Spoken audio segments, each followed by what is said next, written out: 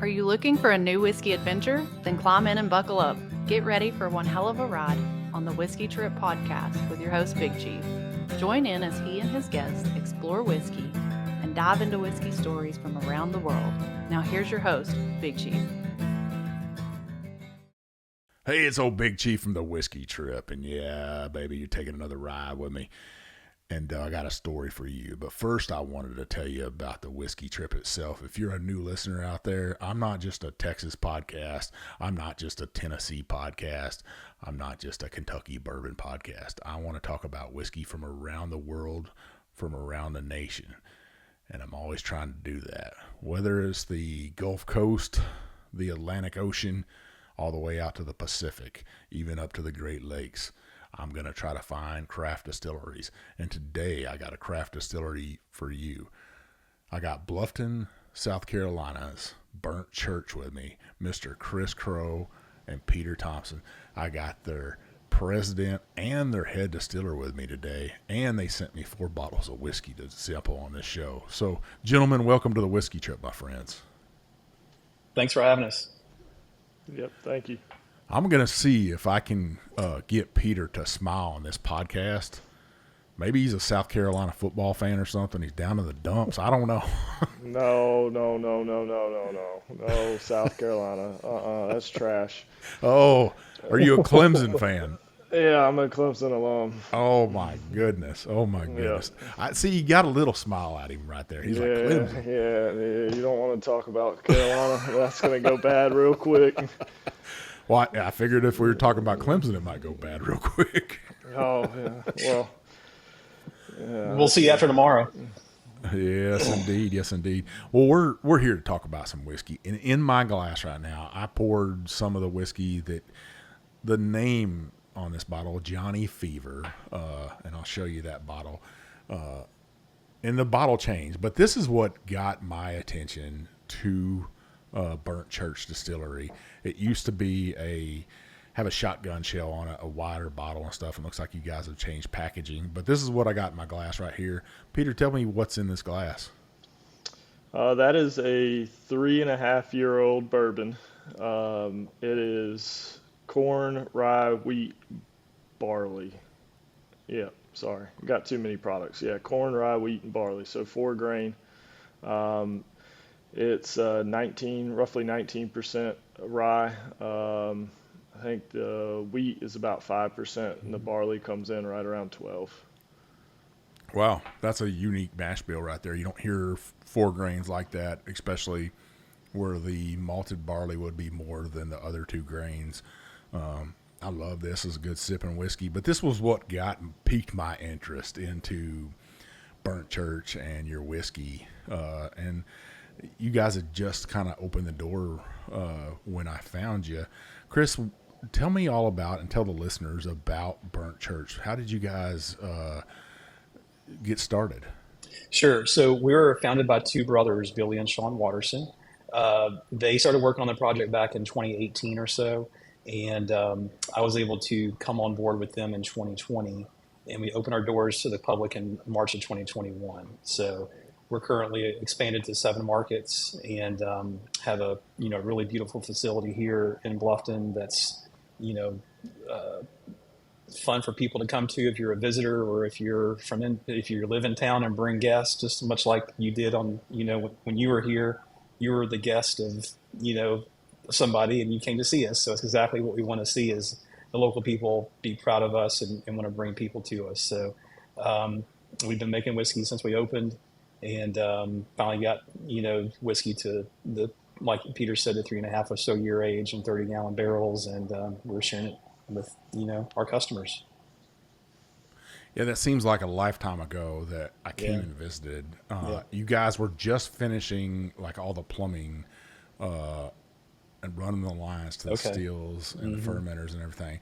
You're running everything. That day we visited and stuff, there were people there working, but me and my wife were blown away at every detail of the distillery. Whether it be from the tasting room to the bar to even music in there and the food. We checked out everything, and we always talk about that. We're talking about coming back to Bluffton for a little trip. So, Good. old Big Chief will pop in there to Burnt Good. Church Good. Distillery. And maybe I'll even look up some listeners and see if we can get some people to come in there for a tasting or something with me. Bring it on. I'd love to do something like that with you guys. If I could interject something about Johny Fever real quick, Mike. Yeah. When you tasted it when you were here a few years ago, it was in that bottle, and it still is in that bottle, but it's a single barrel version now. So what we did is we took that production and that mash bill and peeled off some of the younger whiskeys in the 30-gallon barrels of 3.5-year-old or so whiskey, and made the small batch version, which is what you're tasting today. We still have the single barrel version available. We're using more mature 53-gallon barrels and bottling that in that bigger bottle with the shotgun shell top like you talked about. And that's for sale here in the tasting room. I want to tell listeners real fast about this bottle of Johny Fever and my experience with it. So when I came to Burnt Church, Chris, you guys were so gracious to me and my guests that were with me, my wife, and we had some other friends that lived there in Bluffton. And you guys gave me a bottle of Johny Fever to take with me. Actually, I think you gave me 2 bottles. And we drank one with my friends at their house, and then I was taking one back to Kentucky. Well, when we go to get on the airplane, I'd stuck that sucker in my carry-on, and obviously, you can't take bottles through TSA right now. It might change, and I'm hoping it does. But you can't take bottles through the checkpoint. But the TS agent was amazing. He was like, "Hey, did you know there's a bottle of whiskey in your carry-on?" I was like, "Dang it, I packed it in the wrong suitcase." And it really was the fault of the airline that I was flying with. I was checking all my bags because they were free for retired military with that airline. But I was like, I'll just take it with my, it was a carry-on. It's small enough. So away we went, and we were being rushed because we were almost late. So because we were fighting with the airline about bags, and I just gave up. I was like, whatever, I'll check it. So away I go. TSA agent says, you got a bottle of whiskey in your carry-on. We can confiscate it. And I was like, that was a gift from this distillery here called Burnt Church, and I really hate it's an expensive bottle. And he was like, well, what do you want to do with it? And I was like, we're gonna be late. I was like, could you give it, is there a USO here? And he was like, yeah, there's a USO here. I was like, could you do this for me? Because he said, I am a veteran too. And we're talking, and I said, could you take it down to the USO and just go in there and give it to an active duty military member or a veteran for me, and just gift it to him? And he did that. I was amazed that a TSA agent would do that, but he was gracious enough. He went down there and gave it to him, and he comes back. He finds me at my gate, and he's like, hey, I gave it to this veteran. This is who I gave it to and everything. I told him about your podcast that you're on, and I was like, okay. I said, that's awesome. I really appreciate it. That veteran reached out to me, listened to my show. I think he's been to Burnt Church a couple times. I love that a fellow veteran got it. But I told that story to you guys, and you sent me another bottle. And that's the kind of patriots you guys are. And I love that. I could introduce a whiskey to somebody else just by a happen chance of me putting the whiskey in the wrong bag, and that somebody else got to enjoy at Burnt Church. That's what our whiskey community is all about. Yeah, everything happens for a reason. It does, and it built a great relationship between us. Yep. To where you would text me every once in a while, hey, how you doing, Big Chief? Or you're moving to Texas? Oh my God. Yeah. It just, the camaraderie of our life like that is amazing in the whiskey community, and I'm so blessed for it. So I say cheers to you guys. I really appreciate you for doing that. Just small things like that matter to me. So 3.5 years you guys have been pumping out whiskey now, and man, this has got a great caramely taste to it for a 3.5-year-old. Tell listeners about making whiskey in South Carolina, Peter, and then your background of distilling. All right, so starting out with the background, I started while attending Clemson. I started with a company called Dark Corner. They're in Greenville, South Carolina. So while I was finishing my degree, I was actually driving back and forth from Greenville to Clemson to make whiskey 5 days a week. And it kind of took off from there. Went from that to the Cayman Islands, from the Cayman Islands to Hilton Head, built a distillery over there, and then left that in 2020 to come run Burnt Church. So as far as our operation goes, we pretty much just took a small version of what they have there in Kentucky at one of the bigger facilities and put it in South Carolina. So we're running a 14-inch Vendome column still. We run 1,500-gallon stainless steel fermenters. The one thing that we do that most other people don't do is all of our grain comes from the state. So all the barley, rye, wheat, corn, heirloom products, anything we get grown, we can get grown in the state, we do. So that's everything right now, even Carolina gold rice. Yeah, and in the second half, we're going to drink some of your guys' rice whiskey, and I'm excited about it because there's only a couple states and a couple of distilleries out there that are making a rice whiskey. Rice whiskey isn't known here in America that well. I think a distillery in Arkansas, out in California, and down in Louisiana. Mm-hmm. And now I find out you guys are, and this thing's been sitting on my shelf in here for quite a while now because we're trying to get this recorded. But right. I should have paid better attention and did a deep dive on it. But I'm excited about it because anytime I get to try something new, I'm all about it. You know. So, have you been there since the beginning with Burnt Church, Peter? Yeah, so I came over in the fall of 2020, so before the build-out was finished. I completed, while you said you came while the build-out was going on, all the piping was done, so I was actually directing the guys on where the piping needed to go, making sure everything was done correctly, and then went from there and started sourcing all of our grains and where we were going to get all of our raw materials to make all this whiskey. So pretty much done a little bit of everything for the company to get it up and going and get it to where it is now. Setting up the stills, making sure all the whiskey's coming out the way we want it to come out. It's aging the way we want it to age, doing everything from start to finish. Now, I've drank a little bit of whiskey in my life, and I'll tell you, you're doing a fine job. If that's your Johny Fever right there, then you ain't doing too shabby. Were you like a kid in a candy store getting to put all that together? Yes and no. I mean, this was my second one that I've built out, so it's kind of something that I like to do, something that I've always enjoyed in the process of being able to build everything out from the start to finish. You really get to understand the product and the equipment a lot better and understand how to work it the most efficiently when you get to do it that way. So it's just really fun. It's kind of like putting giant Legos together. Now that's your baby now, though, right? Yeah. You're probably super protective of it. Yeah, I don't really let people touch the still too much. You tell Chris to get out of there. I know where to stay. Now, Chris, you're the president, and you've obviously been there since the beginning. And I gotta say, hats off to you. I was checking out your guys' website.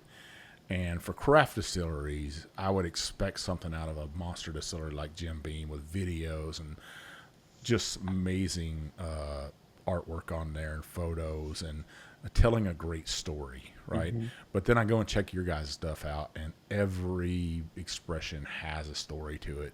It tells you about the whiskey, and it kind of sucks you in, and you're like, man, I got to drink one of these expressions right here.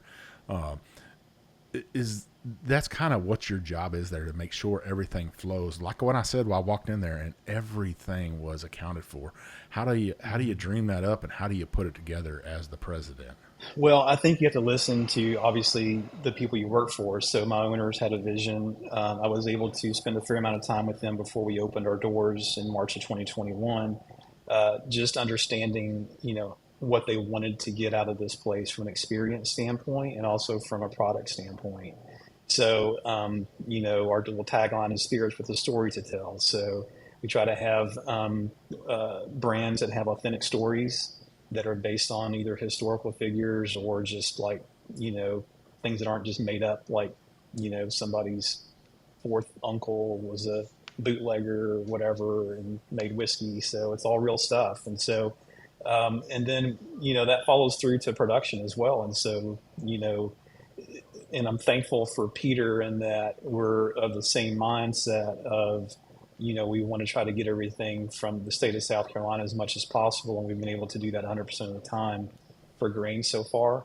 And we want to keep it that way as long as we can, because it's just an important story. It's like, the agriculture aspect of South Carolina is an important story to tell. So it's part of our story as well. So, and we'll get into that a little bit more when we talk about other grains.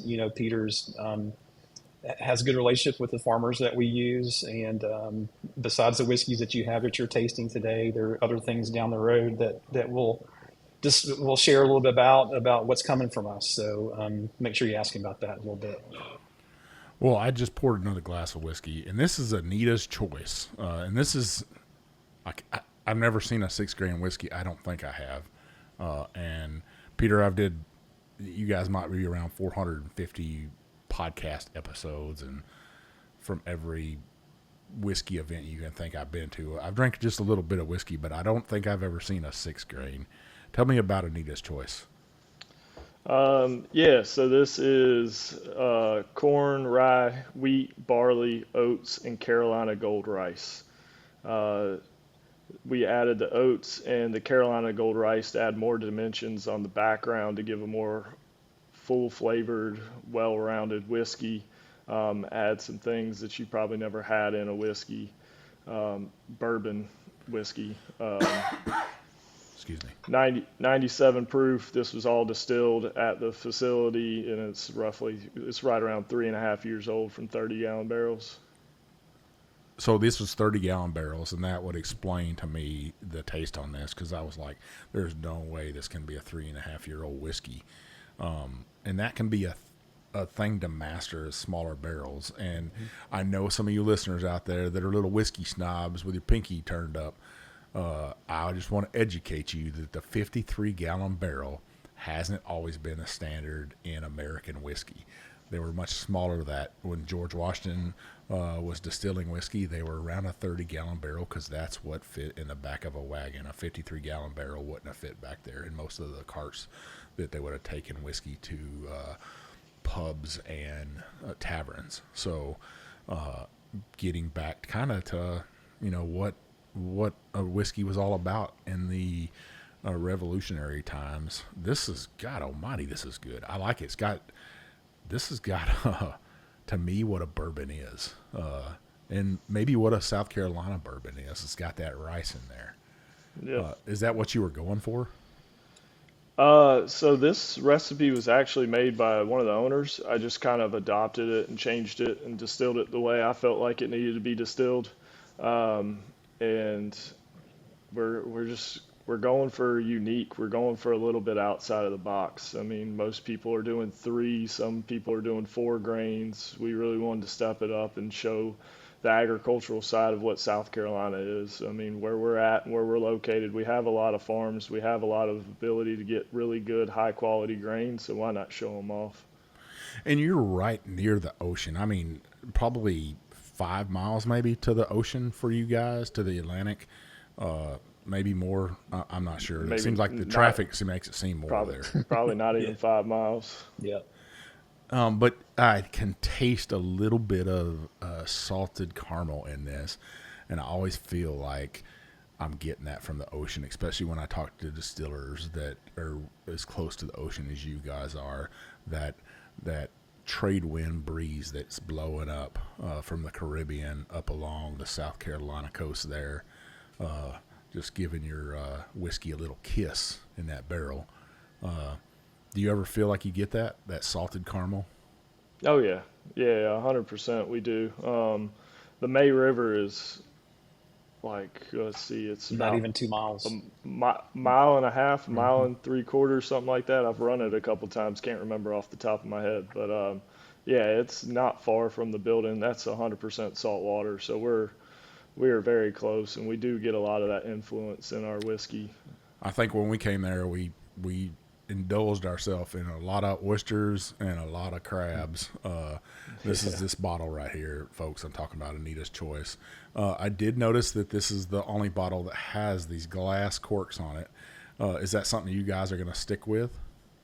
Oh yeah, yeah. Hmm. That's kind of become a signature, and a lot of our customers like it, and the aesthetic is pretty pleasing. And most people don't realize that it's a glass closure until they pop it, and they're like, "Oh, wow." So it's something that we'll definitely stick with for sure. Very few brands out there are using that today. But you do find something. And I remember when I first experienced that glass cork. I couldn't get it out of the bottle. I'm just trying to yank that sucker up, and you kind of gotta, like you said, At an pop it off angle. with your Yeah. thumb at an Hmm. Yep. angle and stuff. Hmm. But what a beautiful whiskey this is. It shows a lot of depth and character in the distillery. This thing I could pick apart the notes. And what I'm excited about is to take these two bottle shares and let people blind these Hmm. and see what they say. And I know some of them are going to be blown away and try to say, "Oh, that's great. That's a 10-year-old Kentucky bourbon or 12-year-old Kentucky bourbon." Let's back up. Do you guys ever do you get whiskey snobs in there that they really feel like they know what whiskey is and they haven't really tasted craft before? They drank one brand their whole life. Do you guys get a lot of that there? I don't know if we get a lot. I think people kind of know what they're coming for when they come to see us, and we try to, train our staff to kind of just explain that we're doing things that are, not your typical, um, mash bill or style. So we just try to make it different and unique. And I think that what you find is like you think about the four whiskeys that you're tasting today is like they're all different, and that our hope is that, whether you're a, whiskey connoisseur or not, you'll find one of those that kind of strikes a note with you that you're like, I like that one. I'm going to take that one home. So that's kind of the goal. Now, Anita, she is important in American history Hmm. for the 19th Amendment. Right. Can you walk us through that, Chris, of what the Yeah, 19th Amendment is and who Anita was? sure. So that product is named after Anita Politzer, who is a native of Charleston, South Carolina, just about 2 hours up the coast from us. And as a young adult, she moved to New York City and she became involved in the women's suffragist movement. And she was instrumental in getting the 19th Amendment ratified for the women's right to vote. So she was actually the last state to get them over the hurdle to make it make it a ratified amendment was Tennessee, and she was in Tennessee when that vote occurred. So she was right there, on the front lines of that, and was a very important part of that in women's rights history. A lot of people in the women's suffrage, they were also big part of prohibition as Hmm. well. So I think that I wonder what she would have thought of, like, you named a what after me? Well, A yeah, whiskey? we looked at her biography pretty close, and we didn't find anything about that. So I feel pretty comfortable that she might appreciate if she were here today. So that's my story. I'm The going to stick funny, to it though. you're going to stick to it? Yep. I just thought it was a very neat thing that you guys named it after her. I love it. Folks, if you want to watch a great show on HBO Max or whatever they call it these days, The Gilded Age is about that time period, and you might even see some people from the women's suffrage in there. I don't think they named anybody in that show, Anita, but I love this right here. In the glass top, to me, is more of feminine bottle anyways. To me, there's no wood there. It's all glass. It's and the label on here. Did you guys do that on purpose for marketing wise? Yeah, that was all pretty intentional. I wasn't involved in the design of that, but that all of our designs are really intentional about what we were looking for. And when you think about Anita's choice, some people say it's a bourbon for women or something like that. But what we do know is that a woman has a higher sense of taste and smell than a man does because they have more olfactory senses in their nose and throat. So we felt like it's kind of fun to have a 6 grain bourbon that a woman could truly appreciate, maybe even more than a man. I don't know, but it's pretty good. Um, I love it. It's one of my favorites. This so far, it beat out the Johny Fever, and that would be hard for me to say. I'm just intrigued by the rice in it. And listeners, I'm trying to get Peter to smile. He's stone cold killer here. I got on my podcast today. Uh, I see it. He's cracking a little smile. It's football season. I understand he's stressed. Hey, my team, Hook 'em Horns, they lost the first week. But, we lost to a powerhouse, so I mean a blue blood. So I can feel your pain and anger, and but we're drinking whiskey, so this right here, this puts all those fears away, puts all those all that stress of the football season away. I mean, pretty good whiskey you're making here. I'd be smiling all day long if I was making this whiskey right here. I'd be like, man, people are getting to drink my craft whiskey, and they're buying it over other craft distilleries, and they're buying it over big giant companies like Jim Beam or Maker's Mark or whoever that's making whiskey out there. You're making something just as good as they are making. Chris, have you guys seen that, a downturn, or do you feel like you guys are starting to hit the market and where the bigger brands are like, tariffs are hurting us, people are stopped drinking whiskey, they're putting a little dull on the polish, I guess, where I feel like craft distilleries are taking that part in the market and taking some of those sales away from those big boys out there and selling more craft whiskey. Do you feel like you guys are hitting the market hard right now? Yeah, Mike, a couple of things on that. The first thing is I feel like that, we're not, in every liquor store, in every state across the USA where, a 5% downturn is felt, on our bottom line. We're in 7 markets. We've expanded to 3 new markets this year alone. And there's opportunity for us. So we just know that whatever state we're in, we've really scratched the surface, maybe except for South Carolina and coastal Georgia, which is right in our backyard. But, we just know that we just have opportunity ahead of us. And, we're fine in our existing markets, or what I would call our more mature markets. And the future's bright in those new markets for us. So. Now, what about the tasting room itself, the distillery itself? Do you feel like your doors are always full, your seats are always full there, and more people are wanting that craft today than they are something? You're authentic, right? You said you're not a made-up story. You're making your own story. Right. Yeah, I think that we've done pretty well here this year. Some parts of the business are up and some parts are a little bit down, but I think the parts that are down are just people, are kind of stressed economically, and maybe instead of that $50 bottle of whiskey or 60 or 70 or even 100, they're going for a 40 or something like that. And that's what, we haven't talked about retail pricing on the products that you're tasting, but that Johny Fever you had first is $40 retail on the shelf, and Anita's Choice and the other 2 that you're going to taste later are $50 on the shelf. So, we feel like we're in a good price point where we're not overpriced craft. We're authentic craft that's priced right. So, that's kind of what we see, and that's kind of, who we try to be. I love it. I tell people all the time, let's say that Johny Fever right there, that bottle, folks, is $40. Now, you can buy a couple cases of beer for $40. But what you can do, and you can't stretch it that far, you probably get 4 cases of beer for $40. There's 50 drinks in that bottle right there. For a grown-sized man my size, not Peter's size, my size, probably less, 20, let's say 25. Let's just take it and put it in half. What do you say, Peter? How many drinks are in there? Yeah. Well, if you go by a 1 ounce pour, so you got 25. If you're going for me, that's the entire bottle. So it's the entire bottle. It's just one bottle. Yeah, just one bottle. That's what's going to take a night for me. He goes hard. Good Lord. That's why he's got that nice looking beard going now. Yeah. See, I've gotten him smiling a little bit. He's like, I don't know how to take this big joker. Well, gentlemen, it's been a great first half. And I'm enjoying this. Obviously, we were going to record for about 25 minutes on this first half, but we went over that, and that's good. That's the kind of conversation I want this to be, and I want to showcase your guys' whiskey, and I want to showcase your distillery. Folks, I just can't say enough about Burnt Church and how beautiful it is when you walk in there. And of course, yes, I am a big chief, so when I walk into a distillery, I might get treated a little bit different, but I don't feel that way.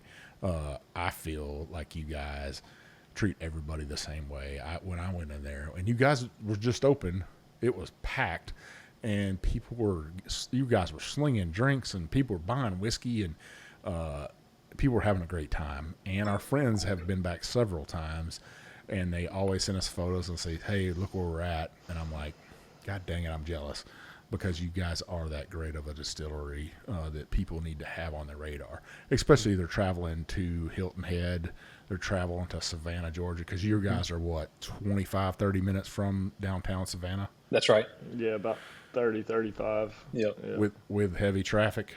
Yeah. That's standard, no traffic, about 30, 35 minutes. Oh, hell. It's worth the drive, folks. I'm telling you. You go to Savannah, you go on Hilton Head, you go into even Charleston, pop on down the road to Bluffton, South Carolina, and visit Burnt Church. It's worth the drive. Well, listeners, you stick with us, and we'll be right back. Leaper's Fork Distillery is an artisan distillery working to bring back the history and heritage of a small batch whiskey production to Williamson County. The distillery crafts premium spirits using local ingredients and limestone filtered water to create superior spirits with a signature taste. Yeah, you know I love their wheated bourbon. Leaper's Fork Distillery is characterized primarily as a low-volume, low-impact concept of production. They are excited and honored about bringing back a lost art and industry to a county that always puts its history and heritage at the forefront. Visit them today at leapersforkdistillery.com. All right, listeners, we're back for the second half. And, man, I got the jokers from Bluffton, South Carolina, from Burnt Church on with me, Mr. Chris and Mr. Peter. And we've been talking in the half about their whiskey. We've been talking about a little bit of hunting and life and just having a good time. And I really appreciate you guys taking time out of your day to come on here and share whiskey with me. That's what it's all about and stuff. I poured some whiskey in the half. Now, this is some of your guys' rice whiskey. Peter, tell me all about this. So this is Carolina Gold Rice. This is grown in South Carolina by our friends over at Marsh End Mills. Greg Johnsman's the leader of that outfit. You want to talk about heirloom grains, anything from corn to rice to peas, that is the man you want to know. He's leading the effort right now to actually keep Carolina Gold Rice around. It's had a hard time down in Texas and Arkansas with the growers and keeping certified seed. So he is actually leading the effort to keep Carolina Gold Rice around and get it back to where it was. But this is 80% Carolina Gold, 10% wheat, 10% barley. Brand new white American oak barrel. Once again, 30-gallon barrel, 3.5 years old.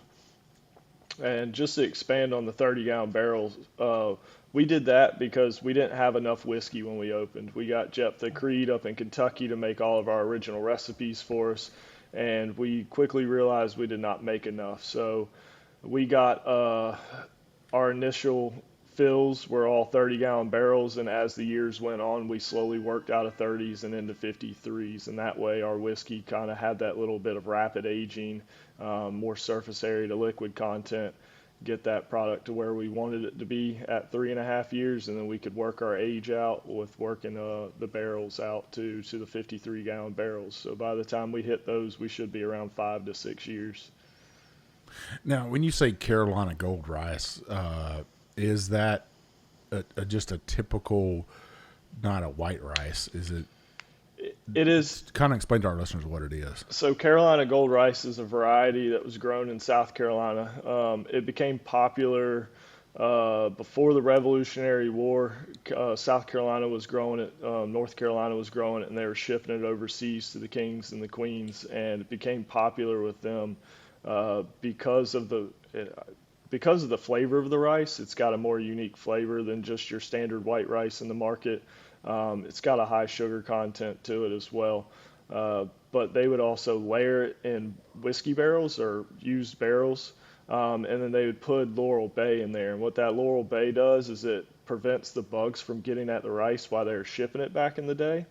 And then also by the time that it took them to get over there, which was like 3 or 4 months, it actually imparted some flavor in the rice and actually tastes like a bouillon cube was inserted into that rice. We've actually done this experiment with Marsh End and aging rice with Laurel Bay, Carolina Gold Rice with Laurel Bay. So it's been pretty interesting playing around with it.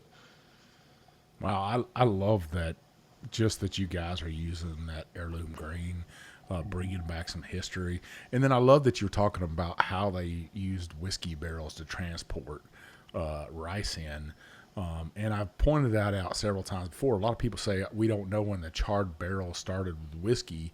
And I always point to the fact that a lot of barrels back then were heat treated to make sure that there were no bugs inside the wood. And that way your whatever you're putting in the barrel wouldn't be contaminated, because that's the last thing you want is to open up the barrel and it's full of bugs and stuff. So a lot of times they would transport it in them charred barrels. So I love that history. I love that you guys went with 30-gallon barrels, and that's that thought process that you went through. And, it just, I can't say enough about this distillery right here, listeners, that they've really thought everything through, from the distillery itself to distilling and thinking outside the box. Like I said, I might be the podcaster that has had the most American rice whiskey on his show. And I've had plenty of Japanese whiskeys and Indian whiskey that's made with rice. But I always search these out, like I said, from Arkansas to Louisiana to California, and now you guys. And I'm shocked that nobody in Texas is making a rice whiskey right now, because Texas's Gulf Coast has a lot of rice farms on it. And they grow a lot of those little red bugs down here, crawfish, that we like to eat. So I'm sitting here thinking, Peter, I'm going to make you smile, man. I guarantee I'm going to make you smile. I'm sitting here looking at Chris, and I'm like, man, he looks like somebody. I got a famous guy on my show. And I'm thinking NFL, and I'm thinking Roger Goodell. Oh, gosh. He gets booed everywhere every time he goes at the draft. It's like, I don't want to be that guy. I got a little chuckle out of him. But he gets paid very well. He does. You take the pay. I'm like, I know. You pay me that way. Well, what a beautiful whiskey right here. And are you thinking about doing more experiments with rice? And is it different to distill with rice than it is other grains? Yeah, so rice is, it's easy to mash, it's easy to ferment, it's hard to get to run through the still. So it's kind of like rye. So if you talk to a lot of distillers, rye is kind of like the pain in the ass point. Nobody really likes doing it because it gets gummy and it sticks to the still and doesn't really like to work its way through. Rice is about 5 times harder than that. Rye usually gums up our still after like 4 or 5 runs. Rice does it after about 1 or 2. Really starts creating a lot of problems to get everything to run through there properly. As far as making anything else with it right now, we have no plans. I went in a different direction and started using a lot of other heirloom grains that the Marsh End Mills guys grow, as far as Jimmy Red corn, Guinea Flint corn, Black Seashore rye, so some other heirloom varietals that have been around this world and in the Lowcountry for a long time. I would like to see somebody. And could you malt? Can you malt rice? Yeah. So all of our malt is actually done in South Carolina as well. Our other farm is called Weathers Farm. It's a family that's been farming in South Carolina for over 100 years, and fourth generation. His name's Jared. Decided in 2020 he was going to put a malt house on the farm. So all of the malt that we use actually goes through his farm, gets malted there. He has malted rice before. We just haven't played with it yet. I decided to go in some other directions as far as the malt goes with our single malts that we're working on right now. So we got a barley single malt that came from his farm. We have a triticale single malt that came from his farm.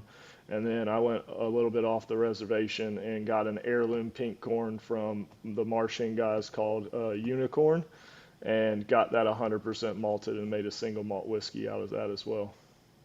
Well, I didn't get none of that. That one's still in barrels. Yeah, not out yet. I gotta get some samples to see what this tastes like. I love samples and I love to try new stuff. And you got me excited, man. I would love to see a 100% malted rice whiskey, nothing else in it, just to see what South Carolina can produce on this. I think it's a hidden market out there. American single malts are I want to call it the Scotch killer, or the Irish whiskey killer in America. I want to see more people buy American single malts from our American distillers here. It's important to me. It's kind of like buying all of your grains from South Carolina, where we can support our own and support businesses like you guys and a community there, because you are a community distillery. Is that correct? Mm-hmm. Yep. Yep. Well, go ahead.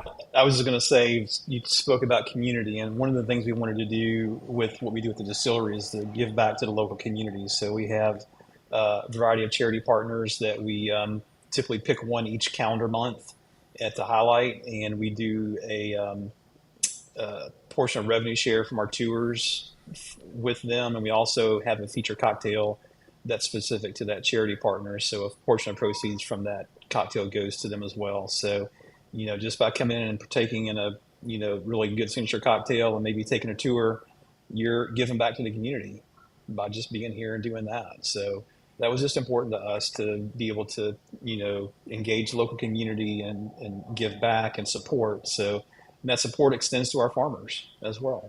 So I love it. Giving back to the community, and your guys' community is quite unique. And I wanted to point out about Burnt Church again. Burnt Church is actually named after a road there in Bluffton, South Carolina. And Bluffton actually burnt down in the 1860s.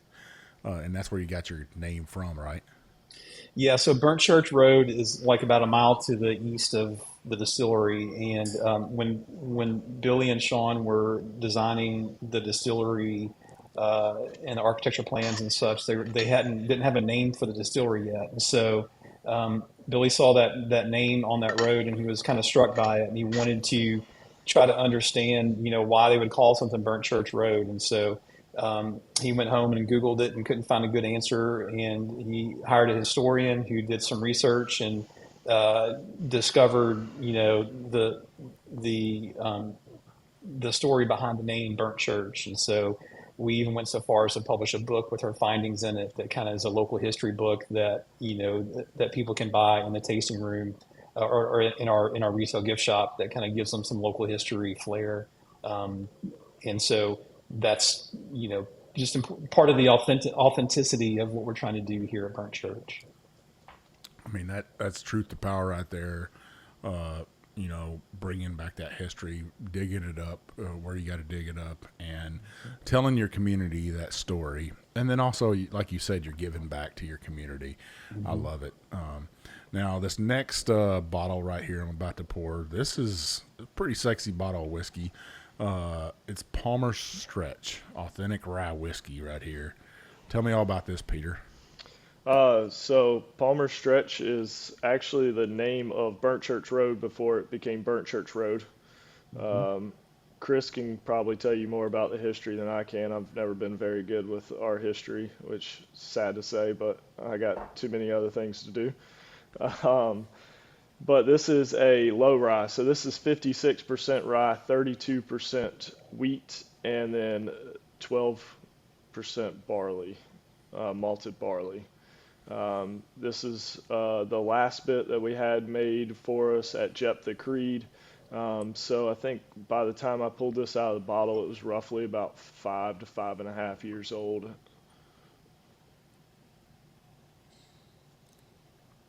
That's a pretty good rye whiskey right there. That Kentucky style rye, as you called it, that's what it's kind of known for when you have that lower percentage of rye.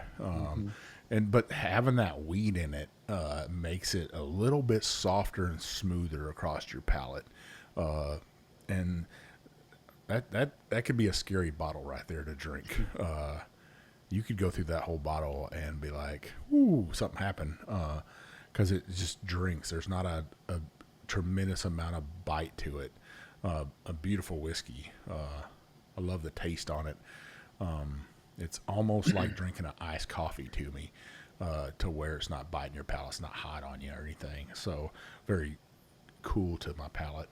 And how much of that, and let's tell all the listeners out there, you guys contract distilled, meaning you gave them a recipe. and they use different grains than what they're using. So it's not their whiskey; it's your whiskey from there, right? Yes. Yes. Yep. Yeah, they made everything to our recipe, and then once we had our facility, we got all the barrels brought down, finished aging it in our own rick houses, and then we started producing it on site with our own grain from South Carolina. See, I love, and so is this something that you still producing right here? You're Yep. going to keep making this right here? Yep. We got Wow. barrels and barrels of it. I will be excited to taste some of that right there, just to kind of compare the two and see, okay, how do we differ right here? Did you notice a difference yet? Yeah, there's definitely a difference between that and what we have in our barrels right now. So I think our first bit that we're going to pull from our own barrels is going to be November, or December. So it'll be roughly 4-year-old whiskey coming out of those 30-gallon barrels. So I think it's going to be real interesting, really good for our moving forward and our profile as far as taste goes. Yeah. Now, how many? Go ahead, Chris. I was going to say, we talk about the transition from contract distillation to making it ourselves, and that's one of the debates we had internally when we first started up production that Peter and I talked about quite a bit. Was, you get a recipe from somebody else that was developed by somebody else and that somebody else had produced and made notes about how things are distilled, and you got those recipes, and he's just like, Chris, he goes, this doesn't really make a lot of sense. This is not how I would do it. And so, what do? Do you try to chase the flavor profile all the time, or do you actually just, make the best whiskey you can make? And so we decided that our path was make the best you can make it the way that, you can repeat the process. And so, there will be a transition, and it does taste a little bit different. But yeah, it's just, again, us being authentic and saying we're going to make that recipe the best we can make it, and the taste is what it is. So, and we're excited about that. We're excited about what's coming. You're transparent about what you're doing, and that says a lot about your character and who you are, and you're not trying to hide anything behind a label or trying to hide whiskey or blend it with yours. There's going to be a transition, and I love the fact that Peter, you took ownership in distilling there, and you pointed that out, not afraid to tell ownership and tell Chris, hey, this is what my thoughts are. And then on the flip side, that they listen to you and respect you enough as a distiller to say, okay, you're not just a figurehead. You're our distiller, and you're the head distiller here, and we're going to let you do your thing and trust in your process. Do you feel that way there, Peter? Sometimes. Sometimes. Well, you let me know if I need to come over to South Carolina and stump somebody upside the head so they'll listen to you. I can do that. No, it's been pretty good. It's a startup. I mean, we've had our growing pains, and we're still going through growing pains, but we're working. They're letting me. They've given me the freedom to kind of do what I feel like is right. Been making liquor for 16 years and almost 13 years professionally, so I've got a lot of experience, and I understand flavor profiles and how to make things run. So I'm really trying to not create the same whiskey, but create the best whiskey every time we turn on those stills and we get that whiskey flowing. It looks like you're trying to create Bluffton, South Carolina whiskey to me. It's not. You're not trying to make Kentucky bourbon or Kentucky whiskey. You're not trying to make whiskey from other parts. And I think sometimes that's where people fail at, is they're trying to recreate what they're making in Kentucky, and you can't really do that. I mean, you are a different climate there. You're probably a couple 100 miles south of what Kentucky is anyways, especially where Jeff the Creed is, because that's right on the line of I-64. It goes from Virginia all the way over to right there to Jeff the Creed. And I know a lot about that I-64 and Jeff the Creed because I lived right there down the road from there. So beautiful distillery if you ever want to go visit. It's right, like I said, you can't miss it. It's on the interstate. Now, you guys, like I said, are on the way to Hilton Head, which is a popular destination, right? Yes, sir. Yeah. how far of a drive is it over to Hilton Head? About 15, 20 minutes if you don't have Yeah. traffic. There's some traffic there. I know that. Oh yeah, I've been especially stuck there check-in day. before. Yeah, Check-in day. yeah. But I think what what's a what's beautiful been area. good for us. What's been good for us is like it's been exciting for me to see is like I've been down here for 34 years now, and what's exciting for me to see is how we're becoming known with the vacation tourists that invariably come back every year, and we see the same families sometimes on the same week every year because this is what they do for vacation. So and that's exciting to see that we're a part of their experience down here. And it's just we've been able to see Bluffton grow as well. So with new things to do. So it used to be you'd come to Hilton Head, you wouldn't ever come out to Bluffton. You drive through it going in and drive through it going out. But now people will typically have a day where they take an excursion to Bluffton and want to experience new things. And we're part of that. We're excited about that. I'm proud of it. Now, I'm going to tell listeners something that I don't tell a whole lot of people, but I have a dream, possibly, me and my wife do, of one day retiring right in Bluffton, South Carolina. Maybe they let me come be a bartender or something Come at the on, distillery. I can find you a part-time job here for sure. Peter let me just come and mop the floors in there or something in the steel. Be like, Big Chief, go pick that barrel up right there. I can lift up a 30-gallon barrel. I'm pretty positive I can. 53 gallons is too much, but Yeah. 30 gallons I could do. But we have a place we want to retire there with some friends, and we love that area. We love the coast there and just the people, and it's just that laid-back Southern hospitality. You want to visit the true South. You want to get below that Mason-Dixon line and drink some great whiskey right here, folks. Bluffton, South Carolina's got it all. They've got golf. They've got the beach. They've got whiskey at Burnt Church. So, gentlemen, this is a spectacular whiskey across the line. Every expression you haven't went wrong with it. And Peter, hats off to you for making sure you're crafting the right thing and sticking true to your roots there in South Carolina, whether you're a Clemson fan or not. You're still making great whiskey, my friend, and that's what I'm trying to promote out there is craft whiskey from across America. And I hope people from South Carolina want to have these whiskeys on their shelf. What's the future look like of the distillery? You talked about some American single malts. When are those going to be ready to be put in bottles there, Peter? So we'll have our first release hopefully sometime this year with our American single malt, which is 100% grown and malted barley from the state of South Carolina, aged in used barrels from either Bluffton Whiskey, Palmer Stretch, anything like that. I don't really care what product was in there because I actually let all the barrels completely dry out and then I rebuild the barrels from scratch.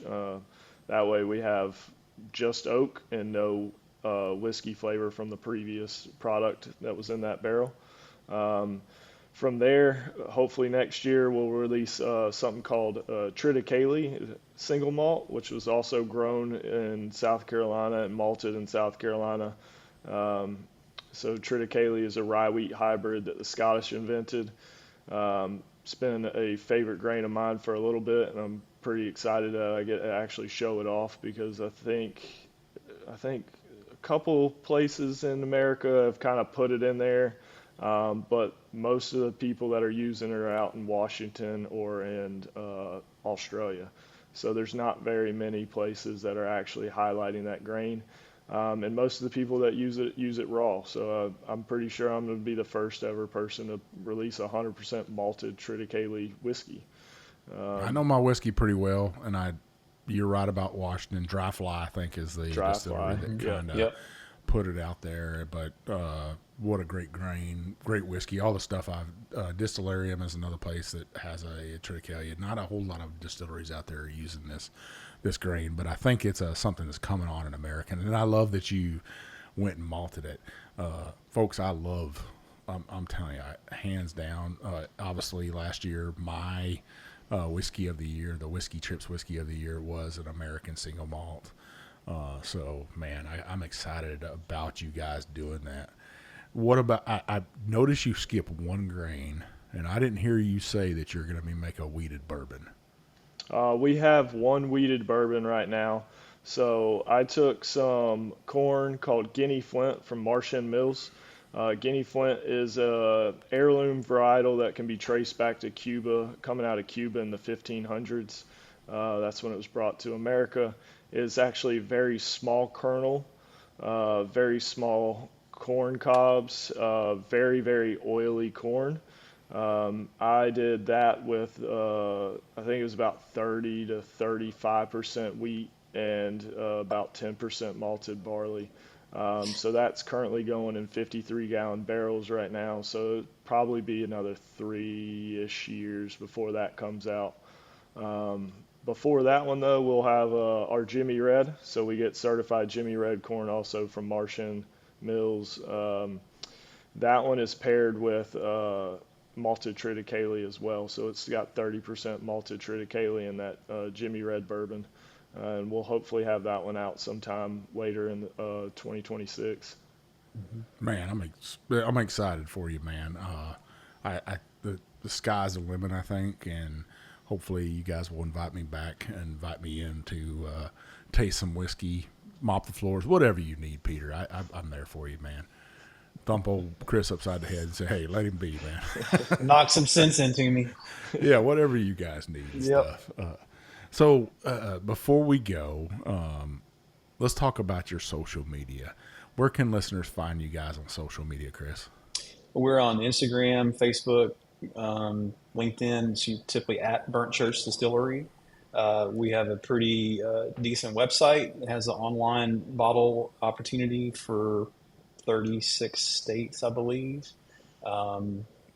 Some product is on there, not all, but a fair amount. I'm trying to add more all the time. From a distribution standpoint, we're in 7 markets. So we're in South Carolina, Georgia, Tennessee, Kentucky. I have one product in New York City, and we're also new in Florida, and we're brand new in Texas. So I'll be down there next month working the market. Where are you going to be in Texas? Let's Dallas. tell listeners. In Dallas. Yeah, so we're going to be, I'm going to be at Whiskey Washback, which is an event on, I think it's October 16th on a Friday evening. Be working the market down there. Have some key retailers that are coming on board that don't want to jinx it, so I'm not going to say it. So more to come. So we'll be announcing. There's only one big retailer media here in the state of Texas. They kind of corner the market besides Total Wine and places like that. But Specs, they're the Texas king of whiskey. I gotta say that they got a lot of stores. Hopefully, there's a lot of opportunity down there. I can tell you that. So we're coming for it. Last week we actually talked about that a little bit. Me and the Texas Whiskey Geek about how much whiskey Texas drinks. We're only second to California in the nation, and we're the fastest growing market for whiskey, projected to surpass California in whiskey consumption in 2026. So we're coming on, and I would say one of the demographics that has really begin to love whiskey is the Hispanic community. Interesting. So it's, to me, this market is just flourishing. Now we can drink you dry down here in Texas. You got to be careful, Chris. we'll drink you dry. I understand. I think I figured out, I don't know if he could see this or not, Chris, what you see in your camera, but I think he's been trying. I got a set of muck boots back there the whole time. And I see those. Peter was looking at him. He's like, he's got muck boots back there. Always got to have some muck boots somewhere. You never know. We might need them. That's what I wear. I'm going to need them here in a minute. Yeah. So, listeners, we're going to give away this bottle of Johny Fever right here, a $40 bottle. This bottle right here. Tell us once again, Peter, what's in here? That is corn, rye, wheat, and malted barley. Now, folks, you can get this 4-grain whiskey right here, this 4-grain straight bourbon whiskey. And this is how we're going to do it. We're going to do it for 1 week. On Monday at 6 p.m. Central Standard Time, we're going to give this away. You got to be 21. You got to reside in the United States. But all week long on every post, if you comment with a little emoji palm tree for the South Carolina, because they got the crescent moon and the palm tree, so a palm tree emoji, tag 4 people, follow the Whiskey Trip, and follow Burnt Church. It's that easy. On Instagram, you get a bonus if you tag us on any other social media and tag 4 friends on there. I'll pick one winner for this bottle right here, and I'll get it out to you. I think that's a pretty great gift. What I said, an emoji of a palm tree, tag 4 people, and follow Burnt Church and the Whiskey Trip. I'd really appreciate it, and I love giving away other people's whiskey. I can't thank you guys enough for putting this bottle right here up and stuff, and I'm looking forward to the future with you guys. I think the sky's the limit, like I said. Beautiful Distillery listeners, if you haven't been, check them out. Check out their website. You'll see stuff from me all week long on Burnt Church. Videos of us 4 talking, all kind of photos. I'm going to try to put it out there. I'm going to try to flood the market with Burnt Church and set Chris's trip up to Texas right. So if you're looking for them, make sure you check out their website. Check out these 2 jokers.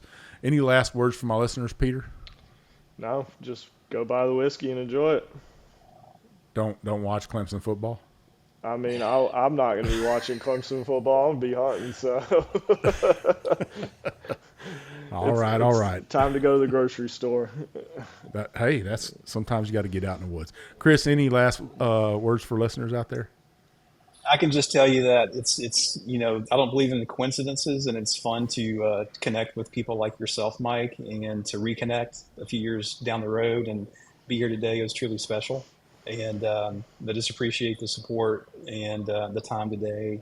And everybody, look out for Burnt Church, because here we come, and please drink responsibly. And I got to give a shout out to a friend. He's from Kentucky. He lives in Kentucky, but he has a condo down there at Hilton Head. Renee True, good friend of mine. He's always going over there to Burnt Church and stopping by. And he needs to look me up next time he comes. Yeah. I'll make sure I send him there. Do it. Well, listeners, once again, thank you guys for coming on here. Listeners, you know where you can find old Big Chief. You can find me at The Whiskey Trip on all social media platforms, Facebook, TikTok, Instagram, and now I'm on YouTube. Make sure you hit that subscribe button. That's important to me. If you're listening to me, listen to Mark and Matt from The Bourbon Life. And Mark did something special for me the last 2 weeks. He actually, when you go to Apple Podcasts, you'll see the Whiskey Trip symbol on there, my logo. That's how you find my episodes on Apple Podcasts and Spotify. I really love that.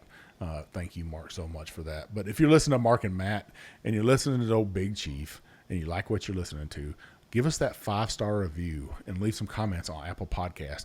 Take and copy those comments and put them over on my Facebook page, The Whiskey Trip. I'd really appreciate it. Those comments, they help open up the stores to distilleries like Burnt Church and get great guests on my show, even though he likes Clemson, old Mr. Peter here and Chris. It gets great conversation for you to listen on that monotonous drive to work. The American worker typically drives 30 minutes to work and 30 minutes home, whether it's in traffic or it's that long distance. So I give you 2 30-minute halves to listen to, something to enjoy every Tuesday when my shows come out. So check out my shows. Leave me those reviews. Like I said, it gets great content for me to put out there, and it also gives me giveaways to give whiskey back to you, whether it's from my shelf or from the shelves at Burnt Church. I'm trying to give back to the American whiskey drinker. I'm going to try to continue these giveaways all year long. And at the end of the year, there's going to be one monster giveaway for not for every winner, but I'm going to pick one winner out of every winner that's won something, and we're going to give them one big package. So make sure you check that out. I really appreciate it. Keep listening, keep following, keep tagging. If you have a distillery in your backyard and you want me to go there or visit with them or drink their whiskey, make sure what you want to do is send me an email at mike@thewhiskeytrip.com. It's that easy. mike@thewhiskeytrip.com.